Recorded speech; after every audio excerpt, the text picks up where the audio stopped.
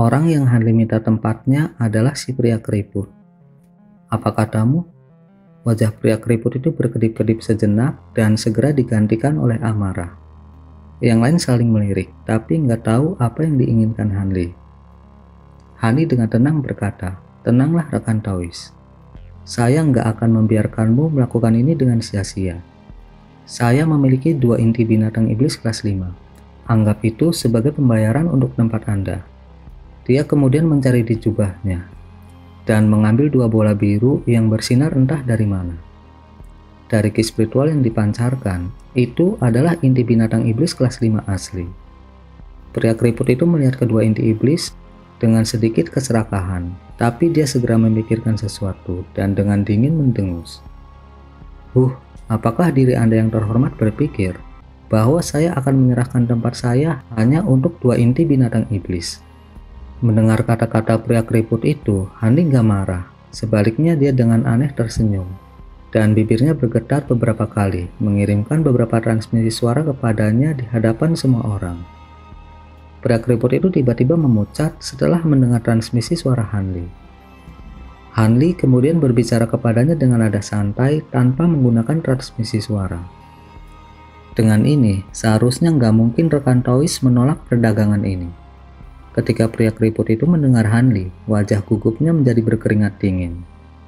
Setelah menatap tajam ke arah Hanli sejenak, wajah pria keriput itu berkedut saat dia mengatupkan giginya dan berkata, "Baik, karena rekan Taois mengatakan itu, saya akan menyerahkan tempat saya kepada Anda." Kata-kata itu mengejutkan 6 orang lainnya. Ekspresi pria berjubah bersulam itu tenggelam, dan dia menatap pria keriput itu dan dengan dingin berkata, "Rekan Zhang, apa yang kamu katakan? Bukankah kita akan pergi bersama?" Pria keriput itu tertawa getir dan tanpa daya berkata, "Saya benar-benar minta maaf, tapi kita harus berpisah untuk saat ini. Saya akan bergabung dengan Anda jika ada kesempatan lain." Pria berjubah bersulam itu nggak berbicara lebih jauh, begitu pula yang lainnya. Jelas bahwa Hanli menggunakan sesuatu untuk memaksa Taois Zhang melepaskan tempatnya, jadi nggak ada gunanya melanjutkan diskusi. Untungnya, kekurangan 1 orang nggak membuat banyak perbedaan dalam rencana mereka. Orang tua botak itu mengerutkan kening dan menatap tajam ke arah pria keriput itu. Siapa bilang Anda bisa bertukar orang seenaknya? Seniorku, aku..." Pria keriput itu terkejut dan berpikir untuk memberikan penjelasan, tapi nggak ada kata-kata yang keluar darinya. Pada saat itu, Hanli mengeluarkan 2 kotak giok. Dengan jentikan tangannya, dia melemparkan ke pria tua botak dan pria terpelajar di sisinya masing-masing 1. Ketika keduanya melihat kotak giok, mereka tanpa sadar menangkapnya dan dengan tenang menatap Hanli. Hanli berbicara dengan tampilan tenang. Kotak-kotak itu berisi 2 harta yang didapat junior secara tak terduga. Tolong bawa mereka senior. Keduanya saling pandang dengan rasa ingin tahu di mata mereka. Dari pemeriksaan mereka terhadap kotak-kotak itu, tampaknya nggak ada tipuan. Mereka kemudian dengan hati-hati membuka kotak sedikit yang segera melepaskan cahaya merah. Keduanya secara nggak sadar mengungkapkan kejutan yang menyenangkan setelah melihat apa yang ada di dalamnya. Dengan ekspresi terharu, pria terpelajar itu berkata, "Apakah sesama Taois jiwa bengkok benar-benar ingin memberikan 2 harta ini kepada kami?" Hanli sedikit tersenyum dan berkata, "Junior mengerti. Meskipun barang-barang itu sangat berharga, mereka nggak berguna dalam kultivasi saya saat ini. Junior lebih berharap bisa pergi ke Laut Bintang Luar untuk melanjutkan kultivasi damai saya." Orang tua botak nggak bisa menahan kegembiraannya. Dan tanpa diskusi dengan temannya, dia buru-buru setuju. Bagus, karena rekan jiwa bengkok telah memberikan kami hadiah yang begitu besar. Kami nggak akan bersikap nggak masuk akal. Anda dapat menggunakan formasi transportasi dengan 6 lainnya." Pria terpelajar juga tergoda dengan harta di tangannya dan nggak mengatakan apa-apa. Pemandangan ini mengguncang hati para kultivator pembangunan fondasi, menyebabkan mereka merasakan keinginan yang sangat besar untuk melihat apa isi kotak-kotak itu. Namun kotak itu dengan cepat ditutup oleh 2 kultivator Istana Bintang. Karena mereka nggak berani menggunakan indera spiritual mereka untuk mengorek, mereka menjadi nggak berdaya. Namun ketika pria berjubah bersulam melirik kedua kotak giok itu, jejak keheranan berkedip di matanya. Meskipun dia nggak bisa melihat isi kotak itu, dari apa yang mereka katakan, dia menduga itu adalah harta karun ajaib. Mungkinkah orang ini benar-benar memberi mereka harta ajaib? Meskipun hanya menebak, dia nggak bisa menahan perasaan kagum. Sebelum pria berjubah bersulam itu bisa menyelesaikan pikirannya, kedua kultivator Istana Bintang berbalik ke formasi transportasi di belakang mereka, dan mulai melantunkan mantra dengan tangan mereka menggenggam medali giok putih. Para kultivator pembangunan fondasi nggak melihat sesuatu yang aneh tentang ini. Tetapi Hani menghela nafas lega. Tampaknya, mengeluarkan beberapa harta sihir yang nggak diperlukan tapi agak berharga adalah langkah yang tepat. Kotak giok masing-masing berisi harta sihir pisau terbang yang berkilau dengan cahaya merah. Kedua pisau terbang itu Hani ambil dari Huyu setelah Master Tulang membunuhnya. Meskipun harta sihir itu nggak terlalu luar biasa, tapi bagi kultivator formasi inti biasa itu sangat berharga. Bahkan jika harta sihir nggak dapat dikaitkan dengan kesadaran seseorang, itu dapat langsung digunakan pada 70% kekuatannya. Ini adalah sesuatu yang hanya bisa diimpikan oleh para kultivator formasi inti biasa. Meskipun banyak harta sihir telah diturunkan selama bertahun-tahun, sebagian besar telah dihancurkan dalam pertempuran. Sedangkan harta sihir yang tersisa kebanyakan akan jatuh ke tangan kultivator jiwa baru lahir atau kultivator formasi inti yang sangat kuat. Meskipun kadang-kadang ada juga yang jatuh ke tangan beberapa kultivator tanpa nama dan kekuatan kecil. Kekuatan super besar seperti Istana Bintang jelas memperoleh banyak harta sihir. Tetapi sebaliknya, mereka juga memiliki jumlah kultivator formasi inti yang sangat banyak. Jika dua kultivator formasi inti awal itu nggak mempunyai jasa, mereka nggak akan diberikan harta sihir apapun. Karena itu, mereka sangat senang bisa mendapatkan harta sihir yang tiba-tiba jatuh dalam genggaman mereka. Setelah menyempurnakannya, kekuatan mereka akan menerima peningkatan besar-besaran. Adapun kenapa pria keriput itu bisa dengan patuh menyerahkan tempatnya, Hani memahami sepenuhnya situasinya. Ketika Hani melihat perubahan ekspresi pria keriput itu saat kembali ke kediaman, dia menjadi curiga dan menyusup ke kamarnya. Meskipun nggak ada teknik sihir yang dapat sepenuhnya mengendalikan kesadaran seorang kultivator, Hanli mampu membuatnya menjadi linglung setengah sadar. Dengan kombinasi teknik sihir bersama dengan indera spiritualnya yang luar biasa, dia mampu mengeluarkan pikiran terdalam pria keriput itu. Meskipun pria keriput itu hanya mengeluarkan kata terputus-putus selama keadaan ini, Hanli akhirnya cukup beruntung memperoleh informasi bahwa pria keriput dan dua kultivator Istana Bintang dengan sengaja menaikkan harga untuk memeras kultivator pembangunan fondasi lainnya. Dengan informasi ini untuk memerasnya dan bujukan dua inti iblis, pria keriput itu dengan patuh tunduk pada Hanli. Hatinya dipenuhi dengan ketakutan sampai hampir panik. Dia tidak bisa tidak berpikir apakah para kultivator Istana Bintang sengaja menjebaknya. Saat mantra bergema di seluruh aula, formasi transportasi mulai bersinar dengan cahaya putih. Sesaat kemudian, cahaya putih itu tiba-tiba menghilang. Setelah melihat bahwa batasan telah menghilang dari formasi, lelaki tua botak itu berpaling ke kelompok pria berjubah bersulam dan dengan belak-belakan minta mereka untuk menyerahkan batu roh. Semua segera mengeluarkan kantong penyimpanan yang telah mereka persiapkan sebelumnya dan menyerahkannya kepada pria botak itu. Adapun Hanli, dia mengeluarkan dua inti binatang iblis dan menyerahkannya, menimbulkan sedikit keheranan dari wajah pria tua itu. Setelah memeriksa setiap pembayaran, lelaki tua botak itu mengangguk puas. Melihat ini, pria paruh baya terpelajar mengambil setumpuk jimat dan mulai membagikannya kepada Hanli dan yang lainnya. Dia menunjuk ke formasi transportasi dan dengan dingin berkata, "Ini adalah jimat perpindahan. Anda dapat pergi setelah meletakkannya di tubuh Anda." Yang lain ragu-ragu, tetapi Hanli masuk ke dalamnya tanpa sepatah kata pun. Bukan karena dia menunjukkan keberanian, Tapi dia nggak menemukan kesalahan apapun dengan formasi transportasi. Setelah dengan cepat menyapu dengan indera spiritualnya. Tablet batu di depan formasi transportasi bertuliskan kedalaman yang menakjubkan. Handi nggak memiliki kesan khusus terhadap nama ini. Dari pengalaman terakhirnya, tampaknya nama pulau-pulau itu nggak terlalu penting. Setelah melihat Handi berjalan ke formasi transportasi tanpa ragu-ragu, para kultivator lainnya berhenti sejenak sebelum mengikutinya. Setelah melihat ketujuhnya telah memasuki mantra formasi, lelaki tua botak itu tersenyum tipis dan membentuk gerakan mantra yang menyebabkan titik cahaya putih melayang dari jarinya.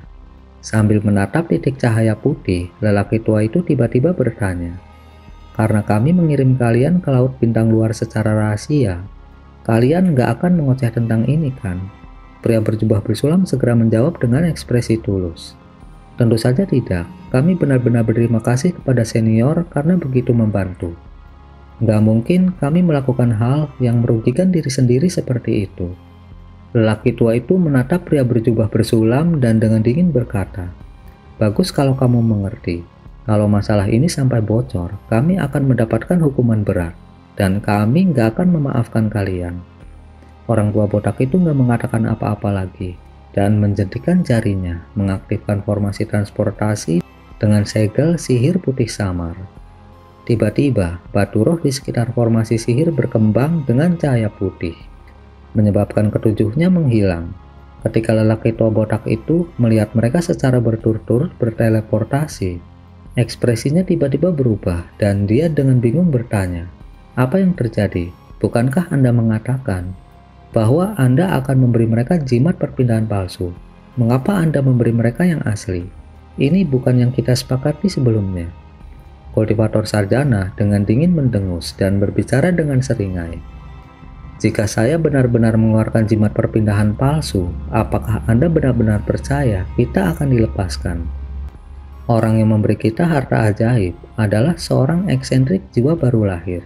Jika kita mengeluarkan jimat palsu, dia akan membunuh kita karena marah." Dia kemudian mengeluarkan kain putih dan menyekap keringat dingin dari kepalanya. Orang tua botak berkata dengan ekspresi terkejut, "Kultivator jiwa baru lahir? Kakak Kian, apakah kamu bercanda? Orang itu jelas merupakan kultivator pembangunan fondasi akhir." Pria keriput yang gak ikut teleportasi menjadi bingung. "Saudaraku harus tahu bahwa binatang roh saya, kelinci jiwa, nggak memiliki keterampilan selain dapat dengan tajam merasakan indera spiritual orang lain." Pria terpelajar itu kemudian membalik tangannya untuk memperlihatkan seekor binatang yang sangat mirip dengan anak kucing. Binatang roh itu memiliki telinga ramping seperti kelinci dan mata hijau berkilauan yang terus-menerus melesat. Makhluk roh itu tampak menggemaskan. Saat pria sarjana membelai kelinci jiwa, dia berkata, meskipun dia berhasil menyembunyikan auranya dengan semacam teknik pengekangan yang luar biasa untuk menyembunyikan dirinya bahkan dari kelinci jiwa, dia diam-diam menyapu perasaan spiritualnya melewati mantra formasi setelah kita membubarkan batasan pada formasi. Ini memberi kelinci jiwaku kesempatan untuk mendeteksi ada sesuatu yang salah. Kelinci jiwaku mampu memberikan reaksi yang sesuai terhadap kultivator formasi inti tengah, bahkan kultivator formasi inti akhir. Namun kelinci nggak memberikan reaksi, tetapi hanya terus menggigil di dalam lengan bajuku. Itu hanya dapat berarti bahwa rasa spiritual orang itu sangat dalam. Kelinci jiwa hanya memberikan tanggapan ini ketika kami mengunjungi para tetua. Jejak ketakutan terkandung dalam suaranya. Jika itu masalahnya, maka dia pasti seorang kultivator jiwa baru lahir. Keringat mulai melapisi kepala lelaki tua botak itu. Bahkan jika bukan, maka dia pasti seorang kultivator formasi inti akhir. Bagaimanapun, gak perlu banyak usaha baginya untuk memusnahkan kita. Pria terpelajar itu berbicara tanpa ragu. Untunglah saudara Kian sangat cerdas. Jika kita mengeluarkan jimat palsu, kita akan membawa kehancuran kita sendiri. Saya awalnya mengira dia adalah individu yang cukup eksentrik untuk memberi kita masing-masing harta ajaib tanpa sakit hati sedikit pun. Setelah berpikir lebih jauh, lelaki tua itu kemudian dengan ketakutan bertanya, Tapi apakah akan ada masalah dengan mengirimnya ke Laut Bintang luar? Masalah apa? Dia adalah seorang kultivator jiwa baru lahir gelandangan. Dugaan saya, dia menuju ke Laut Bintang luar karena nggak mau terlibat dalam perang. Jadi nggak akan ada masalah selama kita nggak membiarkan atasan kita tahu. Jika tidak, kita akan dihukum berat. Setelah memberikan penjelasan pada lelaki tua itu, wajahnya menjadi suram saat dia menatap dengan bengis pada lelaki keriput yang kaget di samping mereka. Saat pria terpelajar itu dengan tegas menatapnya, pria keriput itu tiba-tiba gemetar dan menyadari sesuatu. Dia buru-buru mundur beberapa langkah dan berkata, "Saya tidak mendengar apa yang baru saja kalian berdua katakan. Saya nggak akan bicara omong kosong apapun. Sebelum pria keriput itu bisa menyelesaikan kata-katanya, seberkas cahaya kuning diam-diam terbang keluar dan berputar di sekelilingnya beberapa kali sebelum dia hancur berkeping-keping. Orang tua botak itu memanggil kembali harta sihirnya dan dengan muram berkata, "Dengan ini nggak akan ada orang lain yang akan tahu. Meskipun kita memiliki hubungan keluarga, sayangnya aku nggak bisa membiarkanmu pergi." Hani dan 6 kultivator lainnya muncul di ujung lain formasi transportasi dengan kilatan cahaya putih di ruang batu yang lusuh. Hani menyapu pandangannya ke sudut ruangan, di mana seorang kultivator Istana Bintang dengan penampilan lemah sedang berbicara dengan seorang kultivator berjubah abu-abu dengan bekas luka di wajahnya. Ketika kultivator Istana Bintang melihat mereka muncul, dia memeriksanya dengan cemberut. Namun dia segera kehilangan minat dan terus berbicara dengan kultivator berjubah abu-abu. "Saya sudah bilang, saat ini formasi hanya satu arah. Itu hanya bisa menerima bukan mengirim. Sekte telah mengambil semua jimat perpindahan dariku. Bahkan aku juga nggak bisa kembali. Nggak ada gunanya rekan Taois memaksaku." Kultivator berjubah abu-abu berteriak dengan marah, "Omong kosong. Ada beberapa orang yang kembali beberapa hari yang lalu. Bagaimana formasi transportasi bisa berubah begitu cepat? Saya sudah menjelaskannya berkali-kali. Tetapi Anda selalu mengabaikan saya. Saya nggak mau lagi bicara." Kultivator Istana Bintang memelototi pria itu sebelum duduk dan menutup matanya. "Kamu?" Ketika kultivator berjubah abu-abu melihat bahwa dia diabaikan, kulitnya berubah menjadi merah cerah. Tetapi dia nggak mengambil tindakan sedikit pun. Dia nggak berani untuk bertindak melawan kultivator Istana Bintang dan berbalik di tempat dengan sangat gelisah. Tetapi ketika dia melihat Hanli dan yang lainnya, wajahnya tiba-tiba menjadi gembira. Dia berjalan ke arah mereka sebelum berhenti beberapa langkah di depan mereka dan memberi hormat pada pria berjubah bersulam yang tampak sebagai pemimpin kelompok sebelum dengan sopan bertanya, "Apakah Anda rekan Taois datang dari kota Bintang Surgawi?" Setelah melihat bahwa lelaki berwajah bekas luka itu juga adalah seorang kultivator pembangunan fondasi akhir, dia nggak berani mengabaikannya dan menjawab, "Benar, kami baru saja tiba. Ada apa rekan Taois?" Namun dia udah bisa menebak apa yang akan dikatakan oleh kultivator berjubah abu-abu. Kultivator berjubah abu-abu bertanya dengan nada penuh harap, "Saya Suyun. Saya sudah berada di laut luar selama bertahun-tahun. Bisakah Anda memberitahu saya apakah koalisi Starfall benar-benar telah terbentuk dan apakah akan segera terjadi pertempuran?" Pria berjubah bersulam menjelaskan dengan sangat terbuka, "Itu benar. Jalan benar dan jalan iblis telah membentuk koalisi Starfall dan akan segera menyerang Istana Bintang. Karena kami nggak ingin terlibat dalam pertempuran, kami berteleportasi ke sini. Saya khawatir rekan Taois nggak akan bisa kembali untuk saat ini."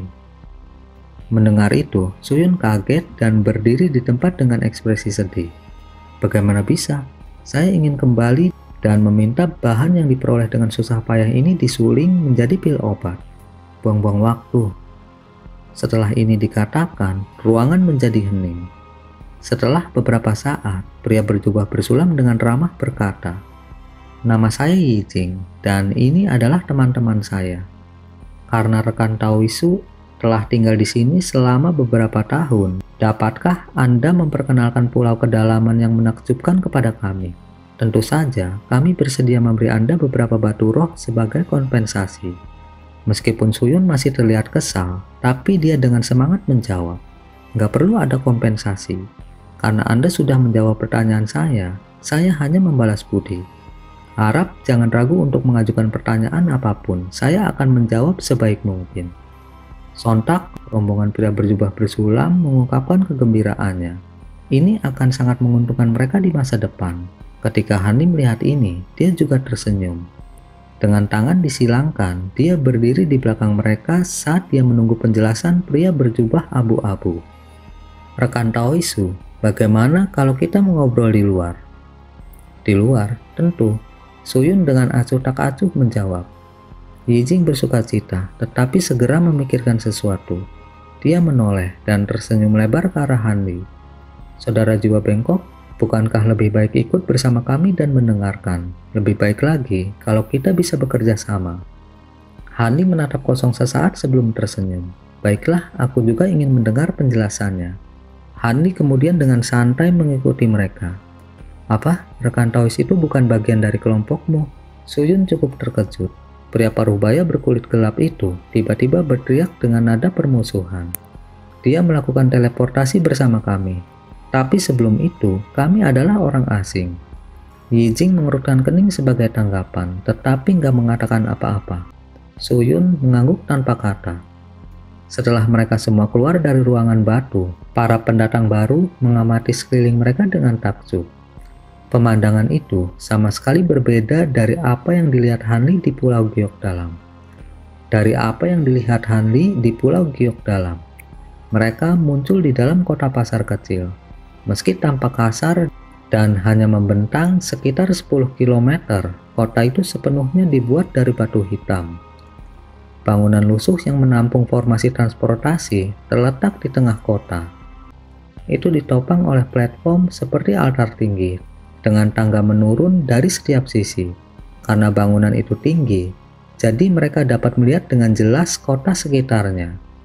Kota itu sepertinya dikelilingi oleh tembok batu setinggi 12 meter bersama dengan penghalang putih yang berkilau. Ada gedung-gedung tinggi dengan berbagai ukuran di balik tembok, tapi anehnya nggak ada yang beratap runcing. Semuanya datar. Sekilas, meski kota itu penuh dengan bangunan, hanya sedikit yang dibangun sendiri. Rata-rata bangunan batu dibangun berbaris menjadi satu. Yang paling mengejutkan Hanli adalah bahwa beberapa manusia berbaur di antara para kultivator di jalan batu hitam mentah. Sesekali bergegas masuk dan keluar dari bangunan batu. Ketika kelompok Yijing melihat ini, mereka sama terkejutnya dengan Hanli.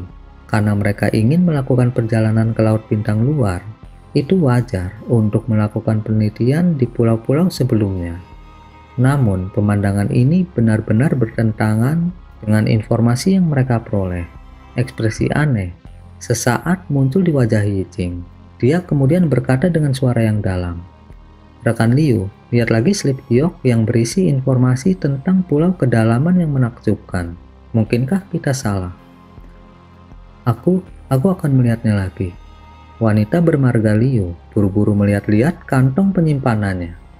Suyun melambaikan tangannya dan menghentikan wanita itu untuk menemukan slip giok. Nggak perlu mencari informasi tentang pulau kedalaman yang menakjubkan, karena sebagian besar palsu. Wajar jika merasa terkejut. Ekspresi Yijing berubah. "Palsu? Apa artinya itu?"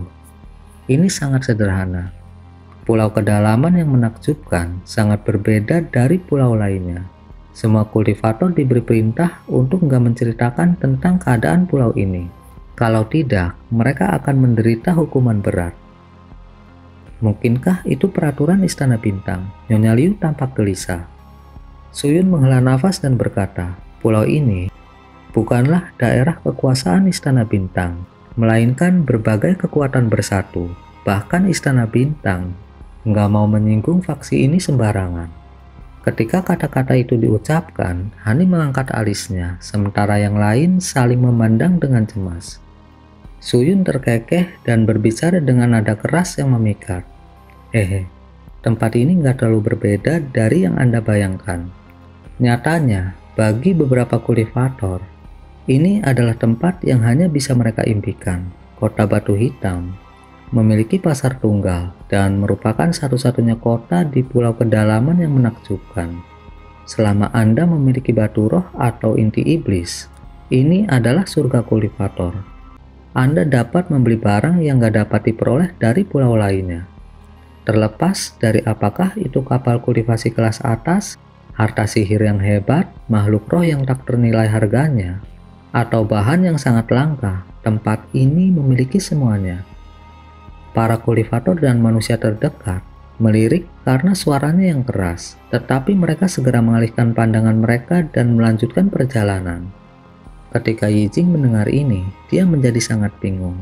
Adapun Hanli, dia terus melihat sekeliling dengan ekspresi tenang, seolah dia nggak mendengar apa yang dikatakan Suyun. Ketika Suyun melihat ini, dia menatap Hanli dengan sedikit terkejut.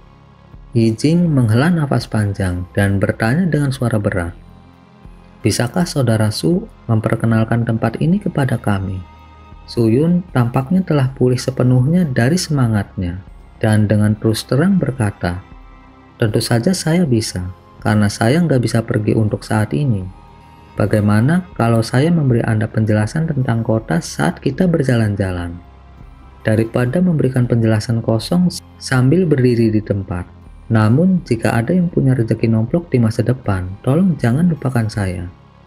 Maka saya harus berterima kasih kepada saudara Su. Kota ini tampak sangat berbeda dari yang lain." Yijing kemudian melihat seorang kultivator laki-laki dengan sedikit keheranan. Kultivator itu memegang seorang wanita fana dalam pelukannya dengan tampilan yang berani.